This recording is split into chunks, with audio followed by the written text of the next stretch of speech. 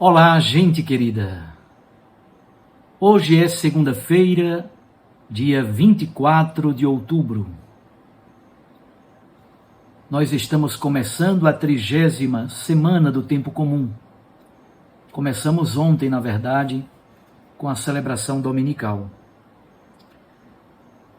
O refrão do salmo da liturgia de hoje nos diz: sejamos imitadores do Senhor, como convém aos amados filhos seus. Que a palavra de Deus nos inspire para sermos verdadeiramente imitadores de Cristo. E eu agradeço a você pela sua fidelidade de todos os dias estar aqui comigo em torno da Santa Palavra de Deus, por meio do YouTube, por meio da Rádio Maria ou por meio dos podcasts. O texto do Evangelho de hoje é uma cura que Jesus realiza em dia de sábado. Lucas 13, de 10 a 17. Naquele tempo, Jesus estava ensinando numa sinagoga em dia de sábado.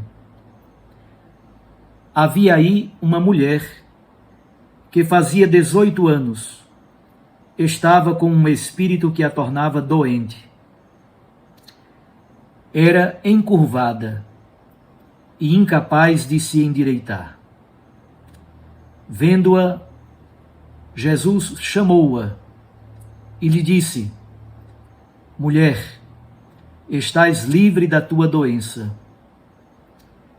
Jesus colocou as mãos sobre ela e imediatamente a mulher se endireitou e começou a louvar a Deus.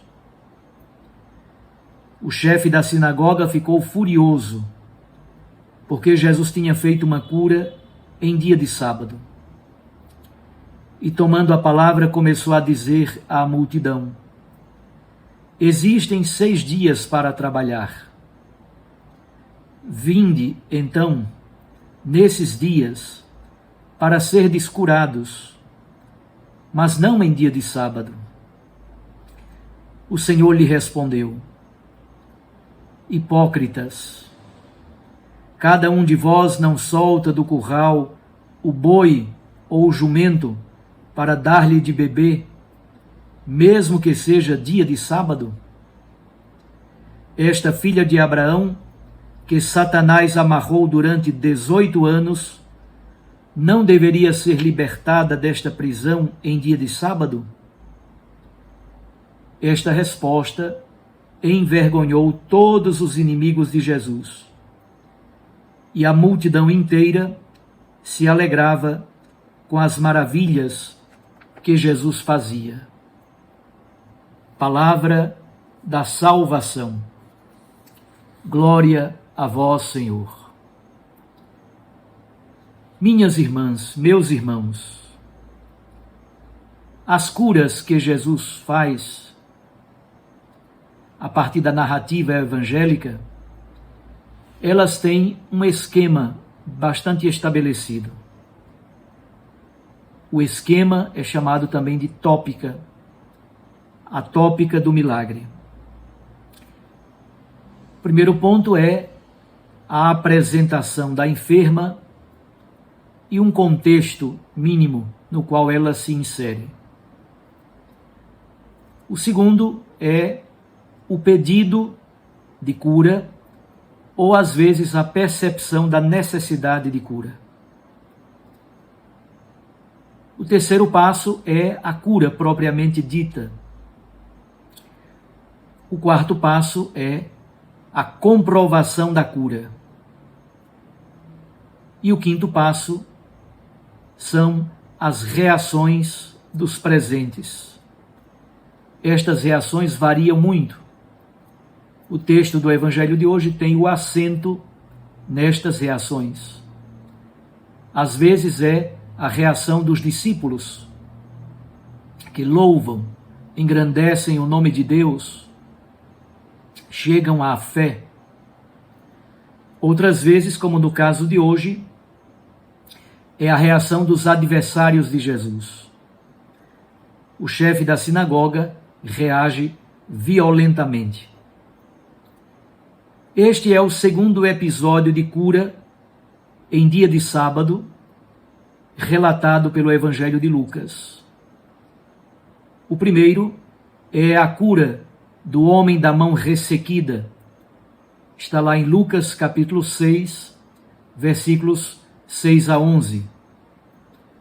Ali, depois que Jesus cura aquele homem de mão ressequida, eles, os inimigos, os adversários de Jesus, já tramam como vão matá-lo, como vão persegui-lo.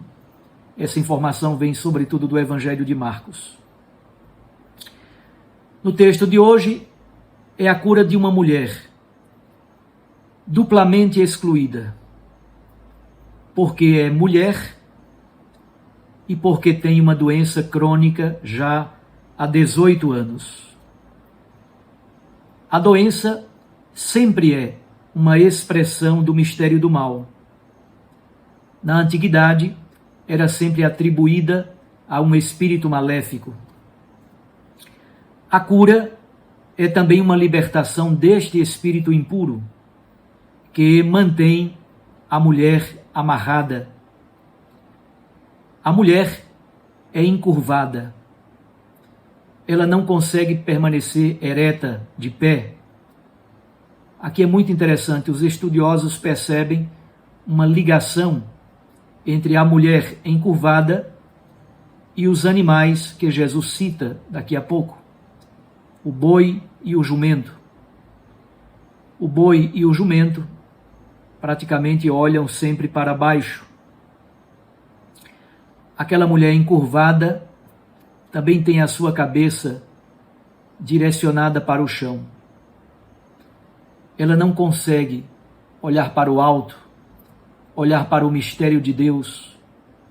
Ela não consegue vislumbrar a altura de Deus e a sua grandeza.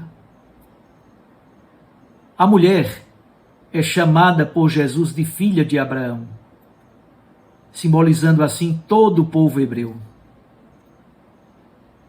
Quem anda encurvado, como disse, não pode erguer os olhos aos céus. É como se não fosse capaz de louvar o seu Criador. De fato, naquela mulher, a criação está diminuída. A criação não chegou ao seu esplendor máximo. É por isso que é preciso que a cura seja feita no Shabat. É o 7º dia da criação, a plenitude. O sábado, na verdade, torna-se assim o tempo cairológico, o tempo da graça, o tempo da salvação. E este tempo da graça deve perpetuar-se na história. É por isso que também é o tempo escatológico, é o tempo da plenitude do reinado de Deus. A discussão que se segue se fundamenta exatamente no modo como os fariseus interpretam o sábado e como Jesus interpreta o repouso sabático. Jesus desmascara o legalismo hipócrita do chefe da sinagoga. Jesus trabalha do menor para o maior.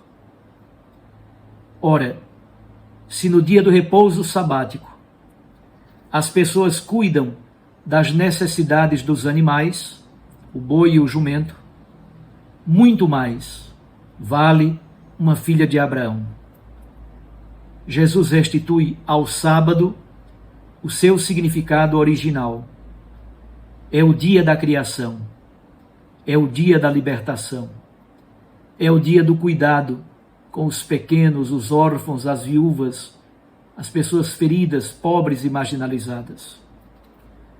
A mulher é plenamente reintegrada ao povo santo de Deus. De pé, ereta, com plena dignidade. Ela agora pode, de fato, olhar para o alto, ela pode louvar o seu Senhor. A religião, queridos, não pode cair na esclerose que endurece, que enrijece e que mata. A religião não pode cair nas estruturas enferrujadas e carcomidas. A religião precisa libertar todos os filhos e filhas de Deus. É por isso que a religião não pode ser manipulada a serviço de interesses escusos. Perguntemo-nos então como nós vivenciamos o nosso processo, a nossa relação com Deus, a nossa piedade, a nossa espiritualidade, a nossa prática religiosa. Perguntemo-nos também como nós, cristãos católicos, vivenciamos o domingo. O domingo é o dia do repouso físico, o domingo é o dia da família, o domingo é o dia da comunidade eclesial, o domingo é o dia especialmente de Deus.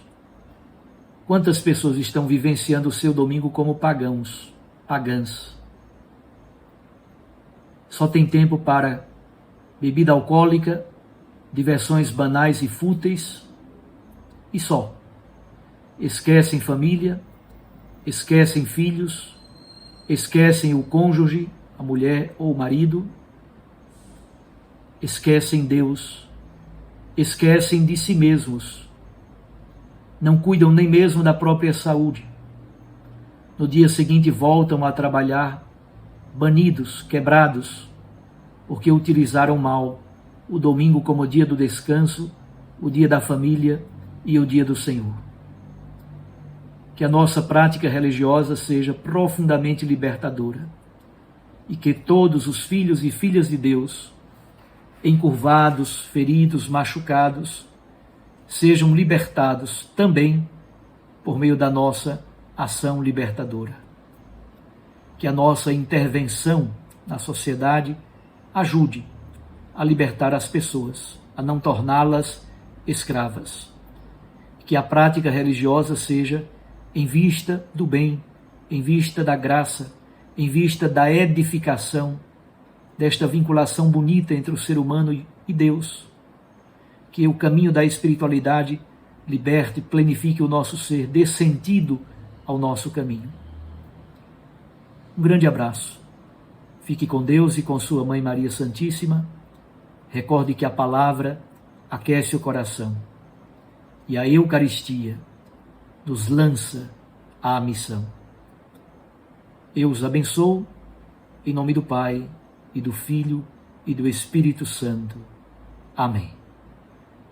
Até amanhã, com a graça de Deus.